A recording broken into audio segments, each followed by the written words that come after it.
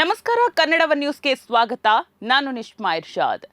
ನೆರೆ ರಾಷ್ಟ್ರ ನೇಪಾಳದಲ್ಲಿ ಸಂಭವಿಸಿದ ಆ ಹಠಾತ್ ಭೀಕರ ಪ್ರವಾಹ ಇದೆಯಲ್ಲ, ಇಡೀ ಜಗತ್ತನ್ನೇ ಬೆಚ್ಚಿ ಬೀಳಿಸಿದೆ.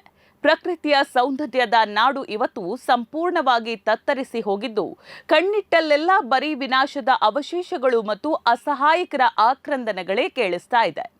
ಲಭ್ಯವಾಗಿರುವ ಸಿಸಿಟಿವಿ ದೃಶ್ಯಗಳು ಮತ್ತು ಉಪಗ್ರಹ ದತ್ತಾಂಶಗಳನ್ನು ಪರಿಶೀಲಿಸಿದ ನಂತರ ಒಂದು ಭೀಕರ ಸತ್ಯ ಬಯಲಾಗಿದೆ.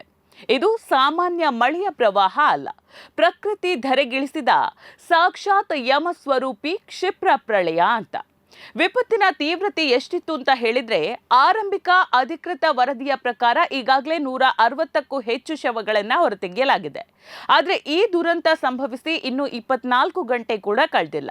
ಪ್ರವಾಹ ಪೀಡಿತ ಪ್ರದೇಶಗಳ ಪ್ರಸ್ತುತ ಸ್ಥಿತಿಯನ್ನ ನೋಡ್ತಾ ಹೋದ್ರೆ, ಈ ಮಹಾ ದುರಂತದಲ್ಲಿ ಪ್ರಾಣ ಕಳ್ಕೊಂಡವರ ಸಂಖ್ಯೆ 1000 ಗಡಿ ದಾಟಿದ್ರೂ ಕೂಡ ಅಚ್ಚರಿ ಇಲ್ಲ. ರಾಸುವಾ ಗಡಿ ಪ್ರದೇಶದಲ್ಲಿ ಕೈಲಾಸ ಮಾನಸ ಸರೋವರ ಯಾತ್ರೆಗೆ ತೆರಳಿದಂತಹ 100ಕ್ಕೂ ಹೆಚ್ಚು ಭಾರತೀಯರು ಸೇರಿದಂತೆ 400ಕ್ಕೂ ಹೆಚ್ಚು ವಿದೇಶಿ ಪ್ರವಾಸಿಗರು ನಾಪತ್ತೆಯಾಗಿದ್ದಾರೆ.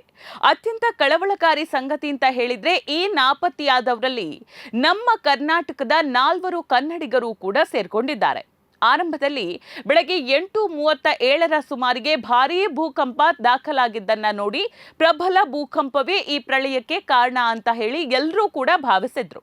ಆದರೆ ಅಮೆರಿಕದ ಭೂವಿಜ್ಞಾನಿ ಸಮೀಕ್ಷೆ USGS ಬಿಡುಗಡೆ ಮಾಡಿರುವಂತಹ ಒಂದು ಪರಿಷ್ಕೃತ ವರದಿ ಸಂಪೂರ್ಣ ಬೇರೆಯದ್ದೇ ಸತ್ಯವನ್ನ ಇಲ್ಲಿ ಹೊರಹಾಕಿದೆ.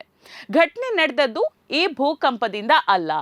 ನೇಪಾಳ ಚೀನಾ ಗಡಿಯಿಂದ ಸುಮಾರು 20 ಕಿಲೋಮೀಟರ್ ಈಶಾನ್ಯದಲ್ಲಿರುವ ಲೆಂಡೆಖೋಲಾ ನದಿಯ ಜಲಾಯನ ಪ್ರದೇಶದ ಹಿಮಾಲಯದ ತುದಿಯಲ್ಲಿ ಬೃಹತ್ ಪ್ರಮಾಣದ ಹಿಮ ನದಿ ಬಂಡೆಗಳು ಮತ್ತು ಮಣ್ಣಿನ ಪ್ರಚಂಡ ಭಾಗ ಇದ್ದಕ್ಕಿದ್ದಂತೆ ಕುಸಿದು ಬಿದ್ದಿದೆ.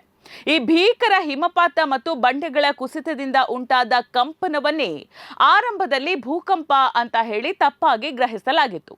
ಹಿಮನದಿ ಕುಸಿದು ನದಿಯ ಪಾತ್ರಕ್ಕೆ ಬಿದ್ದಾಗ ಕೋಟಿಗಟ್ಟಲೆ ಲೀಟರ್ ನೀರು, ಮಂಜುಗಡ್ಡೆ ಮತ್ತು ಕಲ್ಲು ಕೆಸರು ಒಟ್ಟಾಗಿ ರಾಕ್ಷಸ ಅಲೆಯಂತೆ ಕೆಳಮುಖವಾಗಿ ನುಗ್ಗಿದೆ. ಲೆಂಡೆ ನದಿಯಿಂದ ಭೋಟೆಕೋಶಿ ನದಿಗೆ ಸಾಗಿ ನಂತರ ತ್ರಿಶೂಲಿ ನದಿ ವ್ಯವಸ್ಥೆಗೆ ಅಪ್ಪಳಿಸಿದ ಈ ಕಪ್ಪು ನೀರಿನ ರೌದ್ರಾವತಾರಕ್ಕೆ ರಸುವಾ, ನುವಾಕೋಟ್ ಮತ್ತು ದಾಂಧೆಗ್ ಪ್ರದೇಶಗಳು ಸಂಪೂರ್ಣವಾಗಿ ಧೂಳಿಪಟವಾಗಿದೆ. ಪ್ರವಾಹದ ಹರಿವು ಎಷ್ಟೊಂದು ವೇಗವಾಗಿತ್ತು ಅಂತ ಹೇಳಿದ್ರೆ, ನದಿ ತೀರದಲ್ಲಿದ್ದಂತಹ ಇಡೀ ಹಳ್ಳಿಗಳಿಗೆ ಓಡಿ ಪಾರಾಗೋದಕ್ಕೆ ಒಂದು ಕ್ಷಣದ ಕಾಲಾವಕಾಶ ಕೂಡ ಅಲ್ಲಿ ಇರಲಿಲ್ಲ. ಚೀನಾದ ಜಿರೋಂಗ್ ಪೋರ್ಟ್ ಮತ್ತು ಶಿಗಾಸ್ತೆ ಪ್ರದೇಶದ ಸಿಸಿಟಿವಿ ವಿಡಿಯೋವನ್ನ ನೋಡಿದ್ರೆ, ಇದ್ಯಾವುದೋ ಒಂದು ಹಾಲಿವುಡ್ ಡಿಸಾಸ್ಟರ್ ಸಿನಿಮಾವೋ ಅಥವಾ AI ಸೃಷ್ಟಿಸಿದ ಕಲ್ಪಿತ ದೃಶ್ಯವೋ ಅಂತ ಅನಿಸ್ತದೆ. ಆದ್ರೆ ಇವು 100ಕ್ಕೆ 100ರಷ್ಟು ನೈಜ ದೃಶ್ಯಗಳು. ಕಣ್ಮುಚ್ಚಿ ತೆಗೆಯೋದ್ರ ಒಳಗೆ ಕಪ್ಪು ನೀರಿನ ಭಾರೀ ಪ್ರವಾಹ ಬಂದು ಕಾಂಕ್ರೀಟ್ ಗೋಡೆಗಳನ್ನ ಒಡೆದು ಹರಿದು ಹೋಯಿತು.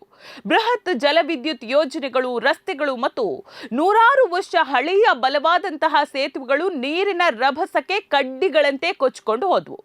ಹಿಂದಿನಿಂದ ಅಬ್ಬರಿಸುವ ನೀರಿನ ಪ್ರವಾಹ ಕಂಡು ಕದಲಲಾಗದೆ ಮಗಳ ಆಕ್ರಂದನದ ನಡುವೆ ಅಸಹಾಯಕನಾಗಿ ನಿಂತ ತಂದೆಯೊಬ್ಬ ತನ್ನ ವಿಧಿಗೆ ಶರಣಾದ ದೃಶ್ಯ ಎಂತಹ ಕಲ್ಲು ಮನಸ್ಸನ್ನ ಕೂಡ ಇಲ್ಲಿ ಕರಗಿಸುವಂತಿದೆ. ಈ ಮಧ್ಯೆ ಗಡಿಭಾಗದಲ್ಲಿ ಪ್ರವಾಹದ ಮುನ್ಸೂಚನೆ ಲಭ್ಯ ಇದ್ರೂ ಕೂಡ ನೆರೆ ರಾಷ್ಟ್ರ ನೇಪಾಳಕ್ಕೆ ಯಾವುದೇ ಮುನ್ಸೂಚನೆ ನೀಡದ ಚೀನಾದ ನಡೆಗೆ ಈಗ ತೀವ್ರವಾದಂತಹ ಆಕ್ರೋಶ ವ್ಯಕ್ತವಾಗ್ತಾ ಇದೆ. ಒಂದ್ ಕಡೆ ಚೀನಾ ಸರ್ಕಾರ ಅಥವಾ ಅಲ್ಲಿನ ಸಂಸ್ಥೆಗಳು ಸಮಯಕ್ಕೆ ಸರಿಯಾಗಿ ಪ್ರವಾಹದ ಮಾಹಿತಿಯನ್ನ ನೀಡಿದ್ರೆ, ಸಕಾಲದಲ್ಲಿ ಜನರನ್ನ ಸುರಕ್ಷಿತ ಸ್ಥಳಗಳಿಗೆ ಸ್ಥಳಾಂತರಿಸಿ 100 ಅಮೂಲ್ಯ ಜೀವಗಳನ್ನ ಉಳಿಸಬಹುದಿತ್ತು ಅನ್ನುವ ಮಾತು ಕೂಡ ಈಗ ಕೇಳಿ ಬರ್ತಾ ಇದೆ. ಆದರೆ ಸಂಕಷ್ಟದ ಈ ಅತ್ಯಂತ ಕಠಿಣ ಗಳಿಗೆಯಲ್ಲಿ ಭಾರತವು ತಕ್ಷಣವೇ ಮಾನವೀಯತೆಯ ನೆರವಿನ ಹಸ್ತವನ್ನ ಚಾಚಿದೆ. ಭಾರತ ಸರ್ಕಾರ ಈಗಾಗಲೇ 10 ಟನ್ ಅಗತ್ಯ ಪರಿಹಾರ ಸಾಮಗ್ರಿ ಮತ್ತು ಔಷಧಗಳನ್ನ ನೇಪಾಳಕ್ಕೆ ರವಾನಿಸಿದೆ. ನೆರೆ ರಾಷ್ಟ್ರದ ಈ ದುಃಖದ ಸಮಯದಲ್ಲಿ ಭಾರತ ಗಟ್ಟಿಯಾಗಿ ನಿಲ್ಲುತ್ತೆ ಅಂತ ಪ್ರಕಟಿಸಿದೆ.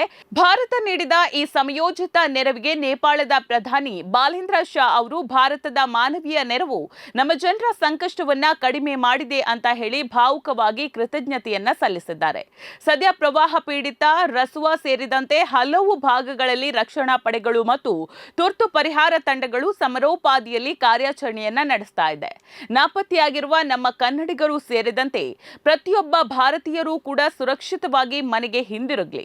ಪ್ರಕೃತಿಯ ಈ ಭೀಕರ ವಿಕೋಪವನ್ನ ಎದುರಿಸೋದಕ್ಕೆ ನೇಪಾಳದ ಜನರಿಗೆ ಧೈರ್ಯವನ್ನ ಹಾಗೂ ದುಃಖವನ್ನ ಭರಿಸುವ ಶಕ್ತಿಯನ್ನ ದೇವರು ನೀಡಲಿ ಅಂತ ಹೇಳಿ ಪ್ರಾರ್ಥಿಸೋಣ.